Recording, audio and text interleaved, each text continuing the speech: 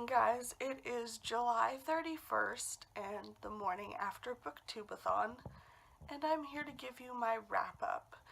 Now, I didn't do as much reading as I hoped I would because I had that class, but I just wanted to let you guys know that I did pass my class, so that's good news. And I guess now I'll tell you what I did finish reading. So the first book I read was The Humming Room, which was for the read a book with a person on the cover, and I didn't enjoy it at all. It was supposed to be a remake of The Secret Garden, and it was just almost an exact copy with some of the filler cut out, and the setting and some of the names changed, and there was a little bit of like paranormal activity almost. I don't know how to describe it. This main character, the girl, had powers, so I guess not paranormal activity, but it's too early for me to think of the actual word. So overall, I just didn't love it.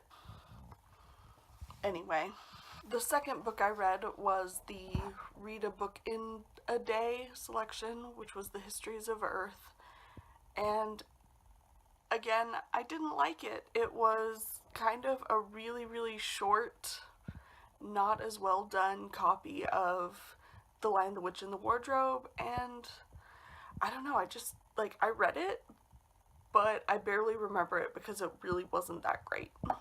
After reading the Histories of the Earth, I read the Captive Prince Trilogy. The first book I used for the Hyped Book Challenge, and the second one I read for the Read a Book with a Character Very Different from You challenge. And then the third one I just read. I also read all three of them in one day because they were absolutely amazing and I loved every second, and if you haven't read the series, you definitely should.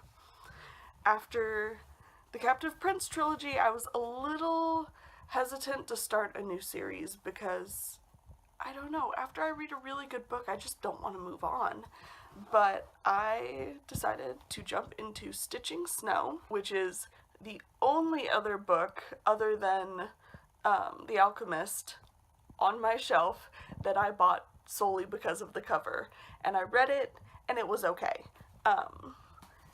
If it had dragged the story on for another book, I wouldn't have read it. The pacing was a problem, and the story just didn't hold my interest, but I got through it, so I'm proud of myself.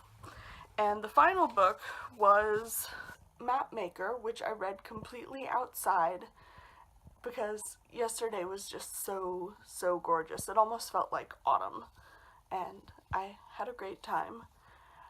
Again, I didn't love this book. The pacing was a problem. It was very slow for the first 2/3, and then the last third was just a jumbled mess, and it threw in way too much information and tried to accomplish way too much for the length of the book. And I feel like it definitely needs to be a series, but I didn't see any indication that it was going to be, so anyway, we'll see. I don't think I'd keep on with the series anyway. It just, the way the authors went with it, I was not loving it. To sum everything up, that brings my totals to 7 books read, 7 challenges completed, and 1,970 pages read. Yay! I feel pretty successful for the BookTube-A-Thon, and I'm excited for next year, so I'll see you guys later. Bye!